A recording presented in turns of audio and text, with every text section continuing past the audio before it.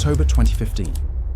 The director of the Central Intelligence Agency sits at home when his private phone rings. He answers, expecting a colleague, a family member, perhaps an urgent matter of national security. Instead, on the other end of the line, speaking through a crackling VoIP connection from across the Atlantic Ocean, is a 15-year-old British teenager, taunting him about Palestine and joking about ransom demands. How did a high school student with no formal training break into the personal email account of America's top spy, using nothing but a phone call? Who was this teenager who managed to infiltrate one of the most sensitive positions in American intelligence? How did he outsmart billion-dollar security systems designed to protect the nation's secrets? And what did he uncover inside the CIA director's inbox that would embarrass Washington and make headlines around the world? This is the story of the most audacious low-tech hack in modern history, and it's about to reveal just how fragile our digital security really is. His name was Kane Gamble, 15 years old, a British kid from Colville, Leicestershire, living in a council estate with his parents. He wasn't a computer prodigy. He had no degrees in cybersecurity, no training from elite hacking schools. He was just a bored teenager who spent his time gaming, browsing online forums, and developing increasingly strong opinions about global politics. Kane possessed minimal technical skill compared to the sophisticated hackers who dominated the news. But what he lacked in coding expertise, he made up for in audacity, persistence, and an addiction to the thrill of accessing systems he had no business entering. This was the post-Snowden era. Edward Snowden's revelations about mass surveillance had shaken public trust in American intelligence agencies. Paranoia was high. Government officials had been warned repeatedly, explicitly, urgently, to stop using personal email accounts for anything remotely sensitive. Yet many ignored these warnings, clinging to the convenience of their old AOL and Yahoo accounts from the 1990s. Enter John Brennan, a career intelligence officer who had served as President Obama's counter-terrorism advisor before being appointed director of the CIA. One of the most protected, most informed, most careful men in America. A man surrounded by layers of security, both physical and digital, and yet, John Brennan still used an AOL email account, the same email service your parents might have used to forward chain letters in 1998. The world assumed that cyber threats came from powerful nation-states with advanced persistent threat groups, from sophisticated criminal syndicates with custom malware, from shadow organizations with zero-day exploits worth millions. Nobody imagined the threat could come from a teenager sitting on his bed in the English Midlands, high on marijuana, armed with nothing more than curiosity and a telephone. Kane Gamble spent hours online, diving through public databases, leaked document repositories, and open-source intelligence-gathering sites. He wasn't breaking into anything yet. He was simply looking at what was already out there, publicly available for anyone willing to search hard enough. And then he found something, a phone number. It seemed insignificant at first, just 10 digits in a database. But Kane was methodical. He performed a reverse lookup, tracing the number through various services, piecing together fragments of information. The number was registered to Verizon Wireless, and after more digging, cross-referencing names and addresses, Kane realized something extraordinary. That phone number belonged to John Brennan, the director of the Central Intelligence Agency. A realization crystallized in Kane's mind, a dangerous epiphany that would change everything. If he could trick Verizon into giving him information about this account, if he could convince a customer service representative that he was authorized to access these details, then he could trick anyone. The entire security apparatus of the United States government might be built on a foundation of underpaid call center employees following scripts. This became the spark that ignited the operation. Kane reached out to a few contacts he'd made in online forums. He proposed forming a small hacktivist group. They would call themselves Crackers with Attitude, a playful reference to the legendary rap group from the 90s, reflecting their irreverent, anti-establishment mentality. The core team would include Kane in the UK, a college student named Justin Liverman in North Carolina, an 18-year-old named Andrew Boggs, and a couple of other British teenagers. Their stated motivation was political activism, opposition to American foreign policy, support for Palestine, But beneath the ideology, there was something else. The thrill of the impossible, the rush of breaking into places they shouldn't be, the desire to prove that the emperor had no clothes. Kane began studying John Brennan's digital footprint with obsessive attention to detail. This was open-source intelligence gathering, the kind of research that happens entirely in public view, using nothing but Google searches, social media, leaked databases from previous breaches, and publicly available records.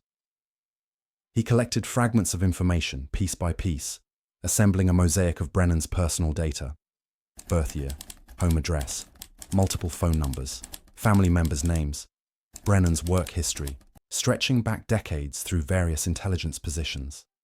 And crucially, from older data breaches unrelated to Brennan himself, Kane found the last 4 digits of a bank card associated with one of Brennan's accounts. Everything was legal so far. Kane hadn't broken into any systems. He'd simply gathered what was already accessible to anyone with patience and determination. But now he possessed something dangerous. He knew enough about John Brennan to convincingly impersonate him. He could answer security questions. He could provide verification details. He could sound legitimate to someone on the other end of a customer service line. The pieces were in place. Now came the moment of commitment, the point of no return. Kane picked up his phone and prepared to cross the line from researcher to criminal, a call center somewhere in America. A Verizon customer service representative settling into another routine shift, ready to help customers with billing issues and password resets. The phone rings. On the other end, a voice claims to be a Verizon technician calling from another department. Kane kept his voice calm, professional, slightly frustrated.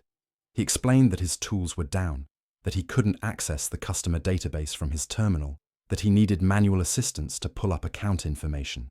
To establish credibility, he provided what he claimed was his employee verification code, a fabricated string of numbers that sounded official enough. The representative, trained to be helpful, trained to assist fellow employees, believed him without question. This is social engineering in its purest form. No hacking, no malware, no sophisticated technical exploit. Just one person convincing another person to break protocol. Within minutes, the representative was reading off John Brennan's account details. The 4-digit PIN used to verify identity, the backup mobile number on file, the email address associated with the account, the last 4 digits of the bank card used for billing. Kane wrote everything down, thanked the representative for their help, and ended the call. Without touching a single computer system, without writing a line of code, without deploying any malware, Kane Gamble now possessed the keys to the CIA director's personal email account. The walls protecting America's intelligence chief had just crumbled, brought down by nothing more than a persuasive phone call and an untrained customer service employee following familiar patterns. Armed with Brennan's personal information, Kane moved to phase 2. He called AOL customer support. This time pretending to be John Brennan himself, he explained that he was locked out of his account, that he needed to reset his password, that he was frustrated and needed immediate assistance. The AOL representative asked security questions. Kane answered them perfectly, using the information he'd extracted from Verizon. The last 4 digits of the bank card? Check. The backup phone number? Check. Personal details to verify identity? Check. The representative, satisfied that they were speaking with the legitimate account owner, initiated a password reset. Within moments, Kane had full access to John Brennan's personal AOL email account. He sat there, staring at his screen, barely believing what he was seeing. The inbox of the CIA director stretched before him. Emails spanning years, government contacts, sensitive memoranda, documents that should never have been stored in a personal account on a consumer email service. Kane began scrolling, downloading, documenting. He found a 47-page security clearance application, the SF-86 form containing Brennan's social security number, passport details, and complete personal history. He found spreadsheets with names, social security numbers, and contact information for roughly 20 US intelligence officials and White House guests. He found letters about CIA interrogation techniques. He found portions of Brennan's contact list, including family members and close associates. Nothing was classified in the traditional sense. The CIA would later insist on this point, but these documents were deeply sensitive, containing the kind of information that could be weaponized for identity theft, blackmail, or further social engineering attacks. For 3 days, Kane maintained access to the account. When Brennan realized something was wrong and attempted to regain control by resetting the password himself, Kane simply called AOL again and broke back in. This happened 3 times. The CIA director and a 15-year-old were engaged in a silent battle over a personal email account, and the teenager was winning. And then Kane decided to do something truly audacious, something that would define this entire story and make it legendary in the annals of cybersecurity failures. He used a voice-over IP service to mask his real phone number. He dialed John Brennan's personal mobile phone directly. And he waited. Brennan answered. Imagine this moment from both perspectives. John Brennan, CIA director, seasoned intelligence professional, picking up his phone at home. And on the other end, Kane Gamble, 15 years old, sitting in his bedroom in Leicestershire, probably nervous, definitely high on the thrill of what he was doing, about to speak directly to one of the most powerful figures in American intelligence. Kane delivered his message, his voice young and foreign. He told Brennan that they just wanted Palestine to be free, that they wanted America to stop killing innocent people. The political motivation that crackers with attitude had been claiming all along delivered directly to their target. Brennan, likely stunned, confused about who was calling and how they'd gotten his number, asked what they really wanted. Kane, unable to resist the moment, joked about demanding $2 trillion, turning the entire breach into an absurd performance. The call didn't last long, but it didn't need to. This was the moment that would be remembered, retold, analyzed in cybersecurity conferences for years to come. A teenager had verbally taunted the director of the CIA while simultaneously controlling his personal email account. The symbolism was devastating. All the technology, all the security protocols, all the training and expertise, defeated by a child with Wi-Fi and confidence. What happened next unfolded in public, rapidly and chaotically. Screenshots began appearing on Twitter. Kane and his associates, operating under accounts like Hufffax and various crackers with attitude handles, posted redacted portions of what they'd found. Social security numbers with some digits blacked out. Contact information, snippets from sensitive documents. Each tweet was a breadcrumb. Proof that the breach was real, bait for journalists and investigators. Then WikiLeaks entered the picture. On October 21, 2015, the organization published 6 documents extracted from Brennan's email account, all predated 2009, from Brennan's time as Obama's counterterrorism advisor. They included an early draft of legislation limiting interrogation techniques, a letter from Senator Christopher Bond, and other materials that, while not classified, were never meant for public consumption. Major news outlets picked up the story. Reporters confirmed with government sources that yes, this breach had actually happened. Yes, the director of the CIA's personal email had been compromised, and yes, the perpetrators appeared to be teenagers, not a sophisticated nation-state actor. Panic rippled through US intelligence agencies. Not just because of Brennan, but because it quickly became clear that this was part of a broader campaign. Crackers with Attitude was targeting multiple high-level officials simultaneously. They breached Jay Johnson, the Secretary of Homeland Security, compromising his Comcast account. In a bizarre display of their access, they changed his television settings to display "Stop Wars" on his screen. They doxed his family, publishing home addresses and personal details about his son's girlfriend. They accessed his email and forwarded sensitive calls to pro-Palestine organizations. They leaked phone call logs belonging to Avril Haines, former CIA deputy director. They compromised accounts belonging to James Clapper, the director of national intelligence. They sent threatening text messages to Mark Giuliano, the FBI deputy director. They targeted Greg Mecker, husband of White House Communications Director Jen Psaki, apparently because Psaki had criticized Edward Snowden. They even claimed to have breached the FBI's law enforcement enterprise portal, though this was never fully verified. They leaked what they said were 34,000 lines of emails and data from Miami police systems. The scope was staggering.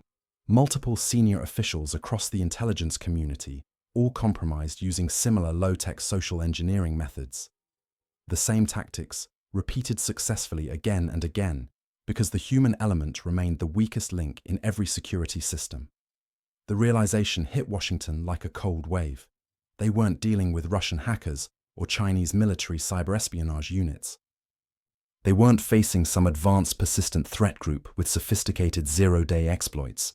They were being humiliated by teenagers, kids young enough to still live with their parents, operating from bedrooms and dorm rooms, using nothing more sophisticated than telephone calls and freely available information.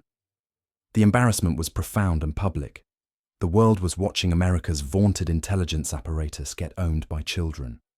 The FBI and British authorities began working together, tracking digital breadcrumbs, analyzing VoIP records, monitoring the Twitter accounts where crackers with attitude had been boasting about their exploits. Kane Gamble had been careful in some ways, but arrogant in others. He'd spoken to journalists, granted interviews, bragged online about what they'd accomplished. Each public statement was another clue. In February 2016, just a few months after the Brennan breach, UK police raided Kane's home in Colville.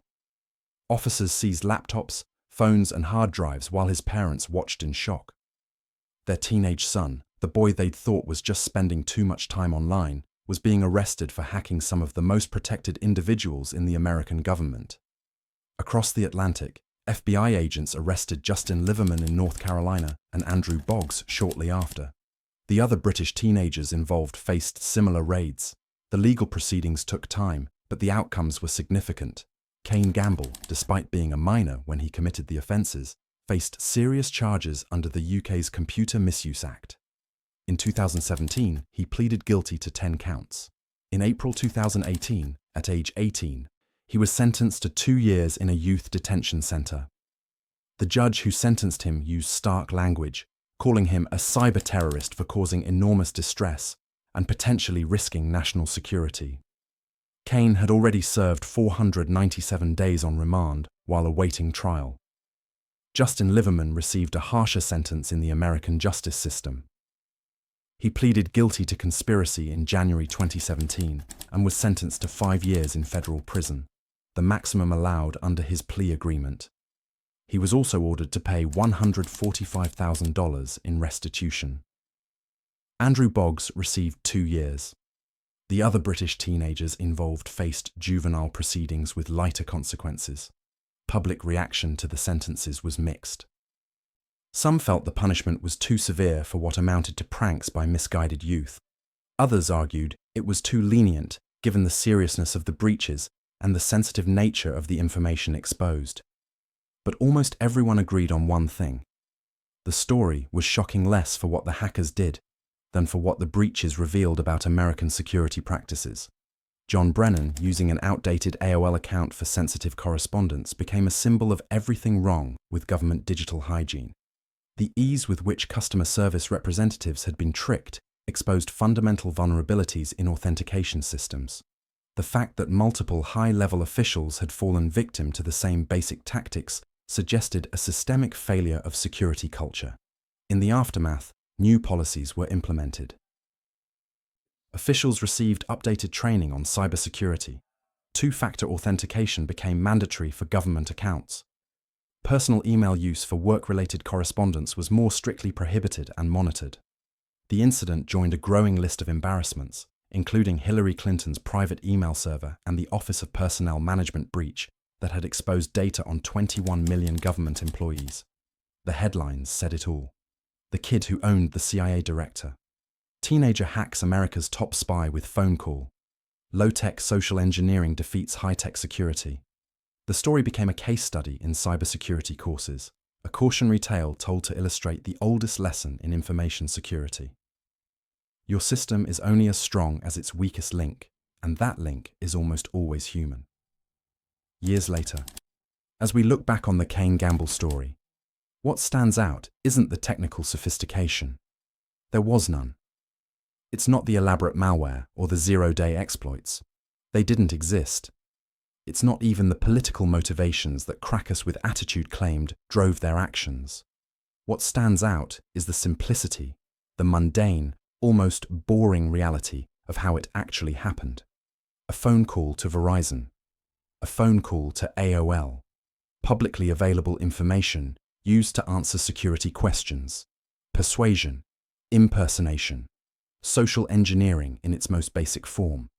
These were tactics as old as the telephone itself, barely updated for the digital age.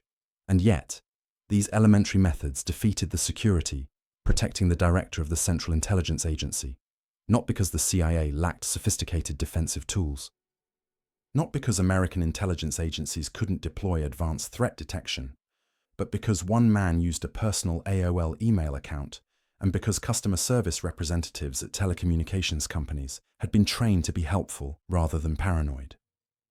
The breach revealed an uncomfortable truth that remains relevant today.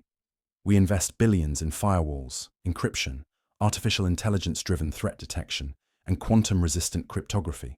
We build elaborate defenses against nation-state actors and organized cybercrime syndicates. And yet, a determined teenager with curiosity, time, and basic social skills can still break through, not by going around these defenses, but by calling the front door and asking to be let in. Cain Gamble served his time. The other members of Crackers with Attitude faced their consequences. John Brennan completed his tenure as CIA director and moved on to other roles. The documents leaked to WikiLeaks remain in the public domain. The security clearance forms, the social security numbers, the contacts, all still out there. Permanent digital artifacts of a temporary lapse in judgment. But the lesson endures. In cybersecurity, we often focus on the exotic threats, the advanced persistent threats, the sophisticated nation-state actors with unlimited resources. We imagine hackers as genius programmers in dark rooms, surrounded by multiple monitors displaying scrolling green text. We envision complex attacks requiring years of planning and cutting-edge technology. Sometimes that's true, but sometimes the threat is much simpler and much harder to defend against. Sometimes it's a 15-year-old kid sitting in his bedroom in the English Midlands, high on marijuana and ideology, armed with nothing but Wi-Fi, a cheap VoIP line, and the confidence to call a customer service representative and ask the right questions in the right order. In the end, it wasn't a supercomputer that breached the CIA director's email. It wasn't a foreign intelligence agency with a massive budget. It wasn't $1 million cyber weapon developed in secret laboratories. It was a teenager with a phone call.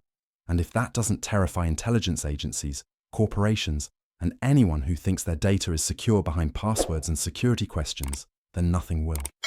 The weakest link in any security system isn't the technology. It's the human being on the other end of the line, making a split-second decision about whether to trust the voice asking for help. And that vulnerability isn't going away anytime soon.